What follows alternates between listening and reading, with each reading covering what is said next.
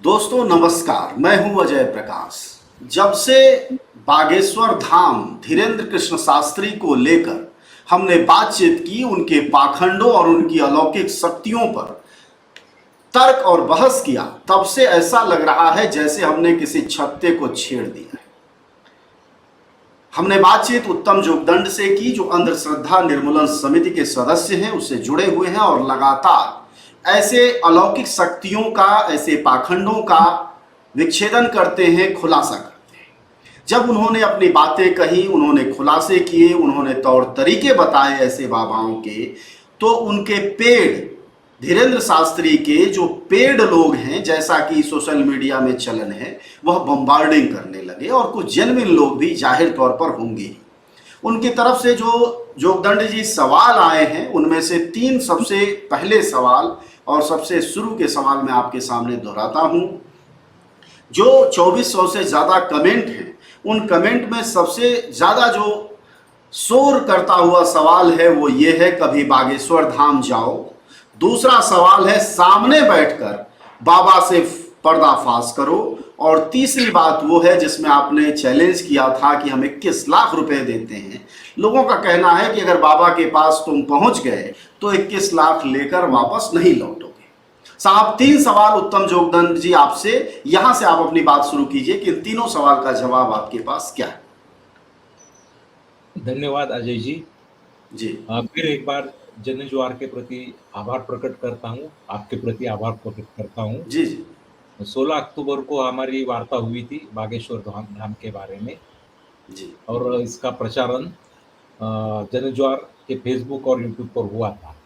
जी इस चर्चा के दौरान धीरेन्द्र शास्त्री जी के सनातन धर्म प्रचार पर, उनके प्रवचनों पर, व्याख्यानों पर हमने कोई आपत्ति नहीं उठाई थी या कोई टिप्पणी नहीं की थी, जी क्योंकि बिल्कुल। अपने धर्म का पालन करना और उसका प्रचार प्रसार करना देश के हर नागरिक का मौलिक अधिकार है। और महाराष्ट्र अनिस के संस्थापक शहीद डॉक्टर नरेंद्र दाभोलकर ये हमेशा संविधान द्वारा प्रदत्त इस मौलिक अधिकार का आदर करते थे। और हम सभी को उन्होंने यही सीख दी है कि संविधान के अगेंस्ट जाना नहीं है, संविधान के अंतर्गत सब करना है। तो ये संवैधानिक अधिकार जो है धीरेन्द्र शास्त्री जी का, उनके प्रति हम लोगों को आदर है। वो प्रचार कर रहे, कीर्तन कर रहे, उनके प्रति भी आदर है। और हमने केवल एक ही बात पर सवाल उठाया था कि वे अपने भक्तों के मन की बात बताने से पहले उनको ज्ञात होती है, जी और ये चमत्कार है, ये दावा किया जाता है। तो सबसे पहले मैं सभी भक्तों से, जो पेड़ हो गए या जेन्युइन भक्त हो गए, उनसे अनुरोध करना चाहूँगा कि हम उनके किसी भी धर्म प्रसार, सनातन धर्म के प्रसार, उसके खिलाफ नहीं बोल रहे हैं। हमारा सवाल है केवल वो चमत्कार का। जी तो ये चमत्कार का जब हम बात कर रहे थे उनके बारे में, तो मैंने ये साबित करने के लिए जो 21 लाख का इनाम रखा है, इस जी पुरानी बात का जिक्र मैंने उस समय किया था। और इस चुनौती का स्वीकार करके अगर धीरेन्द्र शास्त्री जी चमत्कार साबित करते हैं, जैसे बंदर लिफाफे में नोट का नंबर बताना वगैरह, तो वे भी 21 लाख रुपए का इनाम जीत सकते हैं, यह भी कहा था। तो इसके ऊपर जो प्रतिक्रियाएं आई है हमारे जो फेसबुक पेज के ऊपर, जी कुछ इस पक्ष में कुछ उस पक्ष में है। और सकारात्मक चर्चा हर विषय पर होना बहुत आवश्यक है। लेकिन दुख इस बात का है कि कुछ लोगों ने अपनी कमेंट्स में भाषा का स्तर काफी गिरा दिया है। लेकिन खैर, इस बात ऐसे बातों की हमें तो आदत हो चुकी है। जब लोगों को सीधा या तार्किक तार्किक जवाब देना संभव नहीं होता, तब ऐसी भाषा का प्रयोग प्रायः किया जाता है। जी तो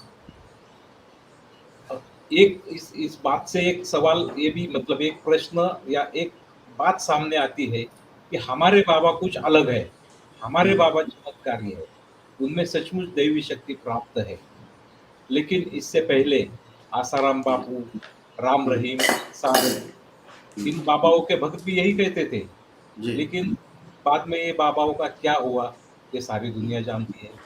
बिल्कुल। तो मैं धीरेन्द्र शास्त्री जी पर कोई आरोप नहीं कर रहा हूँ, केवल यह कह रहा हूँ कि उनके जो कथित चमत्कार है, वह गलत है। हुँ, अभी जो उनका पहला प्रश्न है कि हुँ। वहाँ जाके उसका उसको चमत्कार का हाँ, ये चैलेंज करो। जी। तो हमारा यही तो चैलेंज है ना हुँ, कि जो 21 लाख का वगैरह चैलेंज है वो हमारे संगठन ने दिया है, तो ये हमारे संगठन का पहला चैलेंज नहीं है हुँ, और ये सिर्फ हमारे संगठन का चैलेंज नहीं है, ये मैं आपको बताना चाहता हूँ हुँ, कि ये चैलेंज मतलब इस ये चैलेंज की या इस आह्वान की प्रक्रिया है, वो 1960 के दशक में शुरू हुई है। हुँ। जब अब्राहम कोर द्वारा इसी प्रकार की चुनौती दी थी, उस समय इनाम की राशि 1 लाख रुपए थी। बाद में केरल के बी प्रेमानंद महान अ, विचारक थे, तर्कशास्त्री थे, उनके द्वारा भी ऐसी चुनौती दी गई थी। जी। और आज भी आप पंजाब तकसीम सोसाइटी के पेज पर जाओगे, तो वहाँ 5 लाख रुपए की ऐसे ही चमत्कार के लिए चुनौती दी गई है। और 2017 में ह्यूमन रैशनलिस्ट एसोसिएशन ने तो 1 करोड़ का इनाम रखा है। 1 करोड़! 1 करोड़ और इसका समाचार टाइम्स ऑफ इंडिया में आ चुका है। हुँ, तो कोई भी आप सर्च कर गूगल सर्च करके तो आपको पता चल जाएगा। तो हमारी ये चुनौती है वो 3 दशक पुरानी है। इसकी जी। राशि पहले 1 लाख थी, हुँ। कोई आया नहीं है।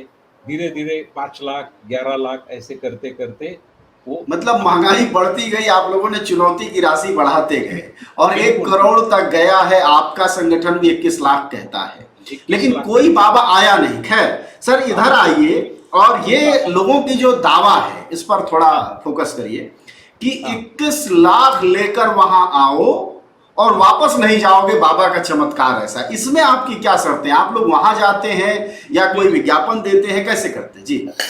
हम लोग क्या करते हैं, हमारा जो चैलेंज है हमारे संगठन का और अन्य संगठनों का, जी, ये खुला चैलेंज है। खुला ये चैलेंज। बिल्कुल। सार्वजनिक रूप से किया हुआ है। जैसे सत्य साई बाबा के ज़माने में तो पऊर जी ने दिया था, जी। लेकिन बाद में जो कई बाबा आए थे, अनुराधा देशमुख जी थी, गुलाब हुँ, बाबा, मल्लीनाथ बाबा, मार्टिन बाबा, हुँ, सुभाष देखिए नामों में है ना आपको सभी धर्मों के लोग दिखाई देंगे। जी।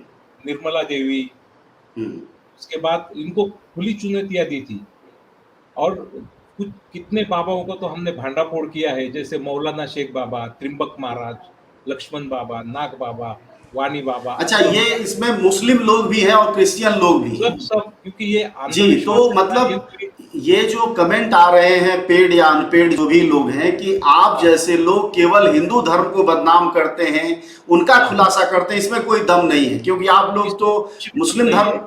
जी, हाँ, क्रिश्चियन के जो जी। मार्टिन बाबा थे वसई में ठाणे जिले में, हाँ। तो उनका भी भांडा वो तो सर के ऊपर हाथ रख के उनके जो मंत्र-तंत्र बोल के किडनी हुँ, स्टोन निकाल देते थे, हुँ। फेल हुई किडनी भी ठीक कर देते थे, किडनी ब्लॉकेज स्टोन निकाल देते। हाँ, जी। लेकिन उनको जब अरेस्ट करा हमारे महाराष्ट्र की एक बात अच्छी है सर, कि हमारे हाँ। यहाँ कानून है, हुँ, जादू टोना विरोधी कानून उसे कहा जाता है। हुँ, तो ये कानून है और इन हुँ। ऐसे बाबा जो गलत फायदा उठाते हैं क्योंकि देखो, आस्था पिछली बार भी बताया कि आस्था में और इसमें फ़र्क है। अच्छा, तो अंधविश्वास और सर उत्तम जी जरा एक चीज क्लियर कर दें फिर आगे बढ़ें। हाँ, आप जो यह जो भक्तों का सवाल है या अनुयायियों का सवाल है कि वहां आकर दो, उसके हाँ, मुकाबले आपका कहना है कि आप लोगों का जो चैलेंज है वो खुला है। आप हाँ, यहां हमारे स्क्रीन पर बैठकर जो चैलेंज दे रहे हैं वह हाँ, धीरेन्द्र शास्त्री स्वीकार करें और खुले तौर पर आपके संगठन या जहां भी संपर्क करना है अंधश्रद्धा निर्मूलन समिति के संपर्क करें। थोड़ा ये हाँ, बताइएगा प्रोसेस क्या होता है इस चैलेंज का, संक्षिप्त में। जी। आपको वही प्रोसेस मैं बताता हूँ जी। कि ये जो हमारे संगठन का और अन्य संगठनों का भी एक प्रोसेस ये है जी। कि ये जो शर्तें हैं, हम्म। जो व्यक्ति हम्म। विज्ञान के ज्ञात नियमों से विपरीत ऐसा कोई भी चमत्कार करने का दावा करते हैं जी। या गंभीर स्वरूप की बीमारी पर अशास्त्रीय इलाज करके ठीक करने का दावा करते हैं, हम्म। उनके लिए ये हमारे संगठन का चैलेंज है। जी। वो अगर शर्तें उन्हें मान्य है, तो हमारे जो हमारे इंटरनेट साइट पे देख सकते हैं या धुलिया में हमारा मुख्य कार्यालय, वहाँ जाके वो स्वीकार कर सकते हैं। उसके लिए जो दावा करता है, तो उन्हें जी, दोनों पक्षों को मान्य ऐसा एक प्रारूप बनाया जाएगा, बॉन्ड जी, का प्रारूप, बॉन्ड लिख के देना पड़ेगा, जिसमें हमारा भी हस्ताक्षर होगा और उनका भी हस्ताक्षर होगा। और उसका जो प्रारूप है, वो दोनों के वकील हो या दोनों पक्ष हो, उनको मान्य ऐसा बॉन्ड होगा, जी, जिसमें वो स्वीकार करेंगे कि हम ये चैलेंज एक्सेप्ट करते हैं, स्वीकार करते हैं। और उसके लिए करीब-करीब 10% 21 लाख का इनाम है, तो 21,000 रुपए हुँ, जमानती राशि के रूप में हमारे पास रखना पड़ेगा। जी, अगर वो जीतते हैं, तो 21 लाख के साथ उनके वो 21,000 भी वापस किए जाएँगे, हुँ, और अगर हार जाते हैं, तो वह राशि ज़ब्त की जाएगी। जी, फिर वो प्रक्रिया कम से कम 2 या 3 बार की जाएगी, क्योंकि कोई संशय न रह पाए, और 2 प्रक्रियाओं के बीच में अधिकतम 15 दिन का अवधि होगा, अंतर होगा। जी, और यह चुनौती प्रक्रिया पर्याप्त पुलिस बंदोबस्त में, मर्यादित लोगों की उपस्थिति में, बंद कमरे में पूरी की जाएगी। परीक्षण के लिए एक समिति गठित की जाएगी। देखिए, ध्यान से सुनिए। जी, एक बिल्कुल, समिति की जाएगी, जिसमें जो सदस्य होंगे, वो इस प्रकार के होंगे। एक उच्च न्यायालय के पूर्व न्यायाधीश होंगे, एक वैज्ञानिक होंगे, जिलाधिकारी, पुलिस अधीक्षक, वैद्यकीय विशेष विशेष डॉक्टर, जी, प्रसिद्ध वकील, एक बड़े समाज सेवक, एक महिला प्रतिनिधि, एक पत्रकार, महाराष्ट्र आणि इसके प्रतिनिधि 2, चुनौती का स्वीकार करने वाला व्यक्ति स्वयं और उसका एक साथी कार्यकर्ता। इनकी जी, समिति का गठन किया जाएगा। फिर दावा करने वाले की पूरी जाँच तलाशी ली जाएगी, अंतर्बाह्य, जी, जैसे जी, प्रिज़्निंग वगैरह होता है उस तरीके से। बिल्कुल। और परीक्षण में हार जाने के बाद उनके खिलाफ कानूनी कार्रवाई की जाएगी। जी। तो ये हमारी प्रक्रिया है। मतलब आपकी बात वैसे तो सुन चुके होंगे लोग, आपने काफ़ी डिटेल में बताया है, लेकिन अगर मैं गिना पाऊँ याद करके, तो ये कि स्टाम्प पेपर पर एक बॉन्ड होगा, उस बॉन्ड का दस्तखत करना है, जिसमें दावा करने वाला और आपका संस्था जो वैज्ञानिक टेम्परामेंट वाली है, उन दोनों में एक समझौता होगा, और जो समिति बनेगी, उसमें रिटायर्ड जज, पत्रकार, महिला प्रतिनिधि, डीएम, पुलिस के अधिकारी मौजूद होंगे, और यह सब कुछ एक बंद कमरे में होगा, जिसमें कि वह व्यक्ति जो चमत्कार कर रहा है वह होगा, उसका एक कार्यकर्ता भी होगा, और आपकी संस्था की तरफ से भी सिर्फ 2 लोग होंगे। कुल यस। बात आपने यह क्लियर कट ढंग से बता दी है। यानी चुनौती अगर धीरेन्द्र शास्त्री या धीरेन्द्र शास्त्री जैसे दूसरे चमत्कारी करना चाहते हैं तो वो कर सकते हैं। कर खैर, सकते हैं। एक चीज और थोड़ा पॉइंट करिएगा, वो ये कि बार बार ये आरोप लग रहा है, और अक्सर ही लगता है जब भी खुलासे किए जाते हैं धर्म के, अध्यात्म के नाम पर जो कुछ भी पाखंड देश में हो रहा है, तो अक्सर एक लाइन आती है, तुम हिंदू होकर ऐसा कर रहे हो, तुम हिंदू धर्म को बदनाम कर रहे हो, तुम कैसे हिंदू हो। ये लॉजिक सिस्टम क्या कहता है? हाँ, जी, ये लॉजिक सिस्टम है ना, मतलब ये क्योंकि हम ऐसा। दोनों तो हिंदू ही बैठे हुए हैं आमने सामने। जी। जी। तो इसमें क्या होता है कि अगर हमारे धर्म की चिकित्सा हाँ, अगर हम नहीं करें, तो बाहर वाला करेगा। हबार वाला पुलिस करेगा तो और आरोप लगने दूसरे शुरू हो और जाएंगे कि तुम हमारे धर्म के खिलाफ कर रहे हो। बरोबर। जी, तो फिर ये करेगा कौन? अगर करेगा। आप खुद करते हैं, तो हमें ये हम्म, काम करने की ज़रूरत ही नहीं है। जी, और जब कोई भी आदमी ये सवाल करता है कि दूसरे धर्म का आपको दिखाई नहीं देता है क्या? तो हम्म, एक तरीके से वह स्वयं यह स्वीकार करता है कि मेरे पास भी ये सब अंधविश्वास सब है, लेकिन आप पहले दूसरे का देखो। देखो भाई, हमारे घर में अगर कोई गंदगी होती है, जी, हम उसे साफ करना चाहते हैं, और कोई अगर ये कहे कि नहीं, पहले बाजू वाले का घर साफ करो, हम्म। ये थोड़ा अजीब नहीं लगता? मतलब अगर आपकी बात को समझें और उस लॉजिक को भी समझें, जो लोग ये कह रहे हैं कि हिंदू धर्म, तो कुल ले के ये है कि हमारे पाखंड पर तुम बात ही मत करो, इसका अंत तो यही होता है ना। यही होता है, सही बात है। जी, हम्म। ये मसला है। एक हाँ, चीज और भी सवालों में आ रहा था, वो ये कि तुम लोग प्रसिद्ध होने के लिए ऐसा कर रहे हो, ये भी सवाल आ रहा था। दूसरी बात, धीरेन्द्र शास्त्री के पाखंडों को लेकर भी था। मतलब ऐसा नहीं कि सिर्फ हम ही लोगों को लोग गालियां दे रहे थे, बल्कि लोग हमें शाबाशी दे रहे थे, उनके पाखंडों को खुलासा भी कर रहे थे। दूसरा, एक पंडोखर जगह का नाम ले रहे हैं, वो पता नहीं हमें क्या है, कौन बाबा है वहां। वहां कह रहे थे कि वहां नोट पढ़ लिया जाता है। वो कलाकारी क्या होती होगी पंडोखर वाली? अभी उसके बारे में मैंने सिर्फ सुना है कि जी। ऐसे इसी तरह के कोई बाबा है और वो चमत्कार करते हैं, और इस चमत्कार के अनुसार उनको नोट नंबर वगैरह कुछ पता चल जाता है। तो ये हमारा जो चैलेंज है वो तो सभी लोगों के लिए खुला है, ओपन चैलेंज है।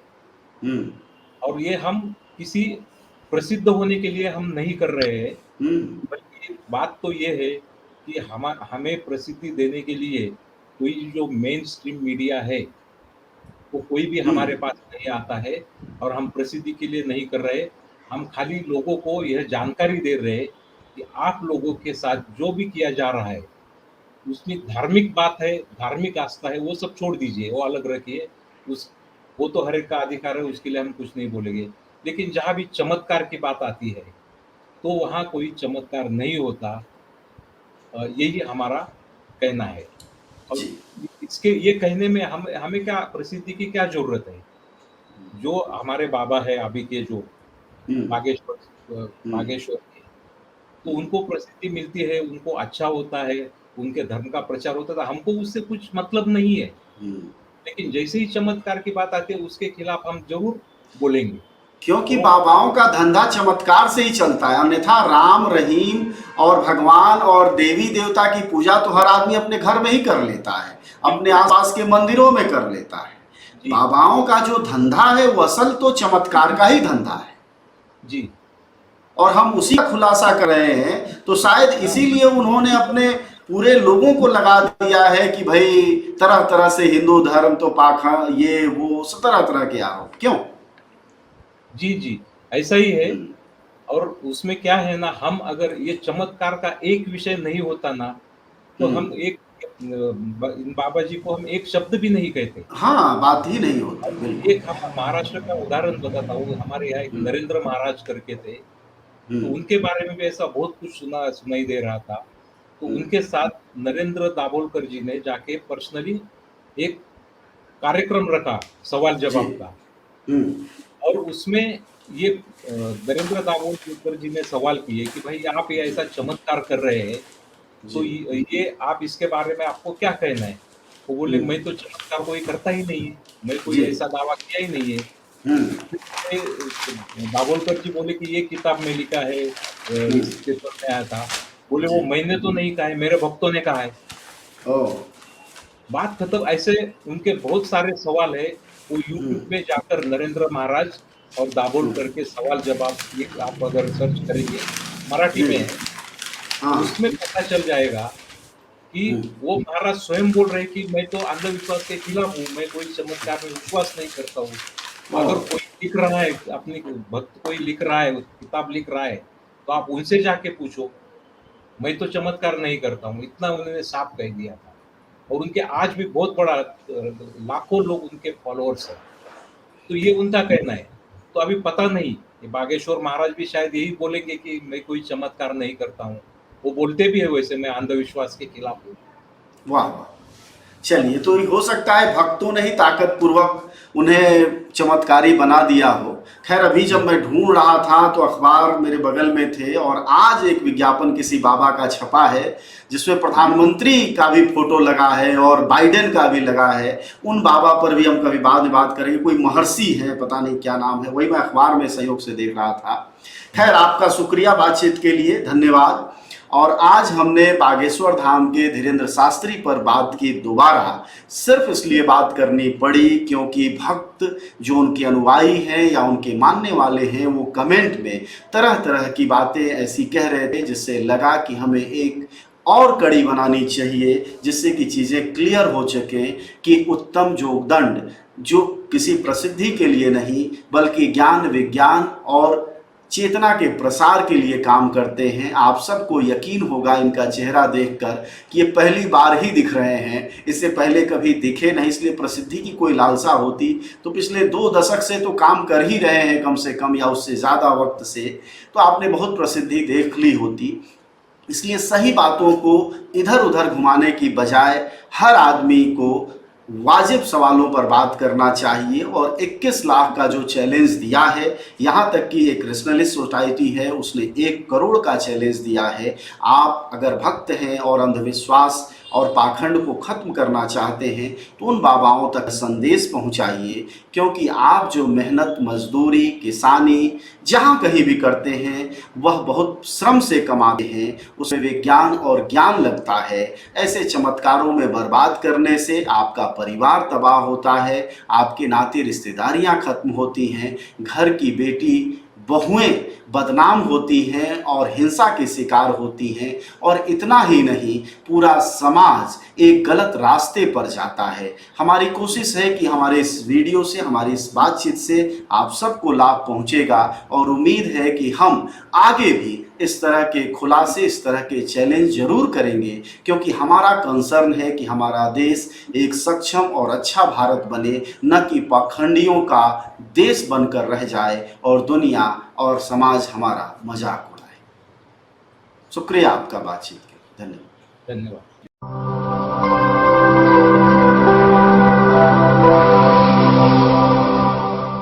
जन ज्वार जनता की